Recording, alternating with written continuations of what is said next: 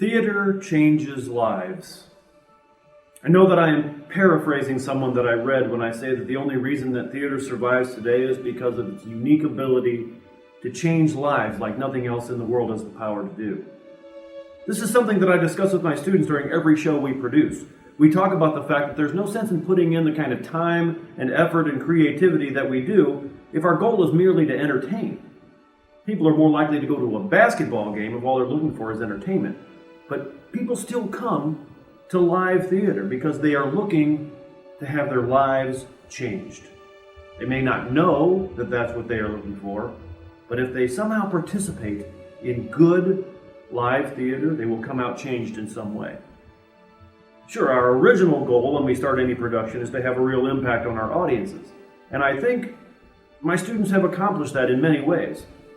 One of my favorite comments after one of our shows was from a colleague of mine here at Borgia. After seeing our production of the musical Big Fish, she told me that she went right out to her car in the parking lot and immediately called her father, who lives some 500 miles away. A few years back, we took Ariadne Blade's heartbreaking one-act The Other Room to the Missouri Thespian Conference.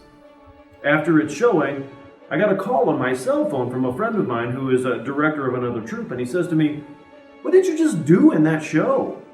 I said, "What are you talking about?" And he said to me, "I didn't have a chance to see your show, but several of my students did, and now one of them is crying inconsolably in the bathroom. He can't stop thinking about your show. What did you do?" "I'm just trying to change lives," I said. But in educational theater, more important than changing lives of the audience, we have the opportunity to change the lives of our students. A number of years ago, we were set to produce the musical Jekyll and Hyde. 2 days of auditions came and went, and the very last student who signed up to audition came running in late. He was a senior who had never auditioned for a show before. To be honest, he was a bit of a troublemaker at school, and I knew that his grades might make him not only ineligible for the show, but he might not even graduate unless he'd really turned things around. But there was something genuine and real about his audition, and I could see that he really wanted to be in this show. So after his audition, I asked him, "If I cast you in this, can I count on you?" He hung his head and he said to me, "That's just the thing. I'm not really good at school or at anything else, so if you don't want me, I get it." So I cast him as Dr. Jekyll. And I was very concerned about him from the early rehearsals on. He would often sit apart from the rest of the cast with that deer in the headlights look, and I thought, he is scared to death. He's going to quit this thing. I even had some students in my classes say to me, "Why would you cast this kid? He's a disaster." But he stuck with it, and he worked really hard. He actually brought his grades up in all of his classes so that he could stay eligible. And the performances went on, and he was brilliant. Those kids who couldn't believe that I had cast him said that they came to the show because they literally expected to see him fall on his face and make a fool of himself. But they told me they were amazed at what they had just witnessed this kid do. On closing night during pre-show warm-ups, I saw him looking around at everyone and looking a bit down, so I went up to him and I said, "Hey, you okay?" And he said, "Yeah, I just can't believe it's over. I can't believe that I didn't do this earlier, and now it's over." And came up to me and gave me a big hug. That kid walked the halls a little taller after that the rest of the year. He was voted prom king, and he graduated, and even took a scholarship to do theater at a local community college. It's so amazingly rewarding for me to be a part of life-changing experiences like that, but the biggest impact that theater has had is on me. I didn't set out to make theater the center of my life. Sure, I did some shows in high school. I wasn't really very good at it, but I had an amazing director, Mr. Bright, who was so much fun to be around, and I wanted to be just like him. But it would be an understatement to say that I was underprepared to teach theater when I got out of college.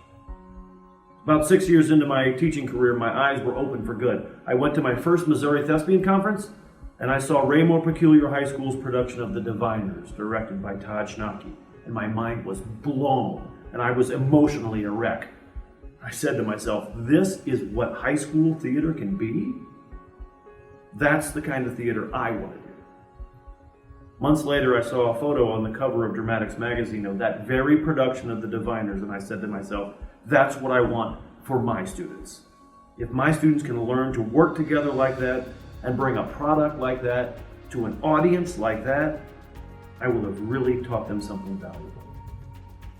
A few years after that, my students and I took our first show to the state conference, and I had the opportunity to, during load-in, to just sit back and admire.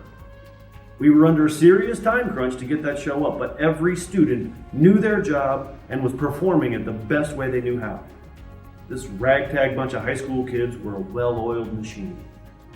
They were working with and for one another. That was a victory for me. The most important change in my life, though, came last year. In May of 2019, I was diagnosed with stage 4 colon and liver cancer. Because of the treatments and surgeries, I missed most of the first semester of the 2019-2020 school year. That's when I saw what theater can really do. My students, past and present, rallied to my side. I heard from students who I taught at that junior high school 30 years ago. I got notes from students who I didn't think thought twice about me after they graduated. Some former students started a Team Tim campaign where they sold those little rubber bracelets and they donated the proceeds. Others stepped in to help direct the shows in my absence. And my current students brought me gifts and made me this giant note.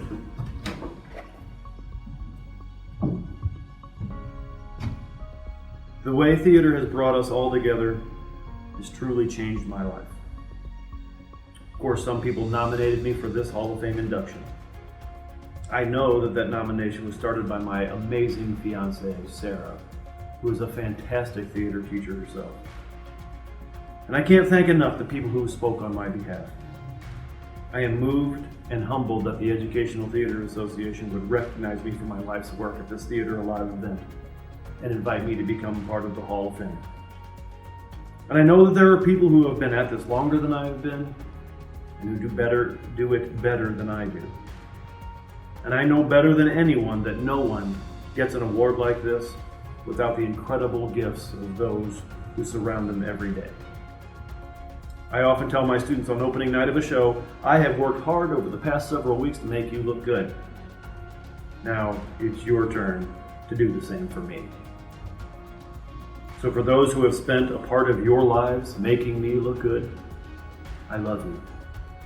And I know that this would not have been remotely possible without the changes you have made in my life. Thank you.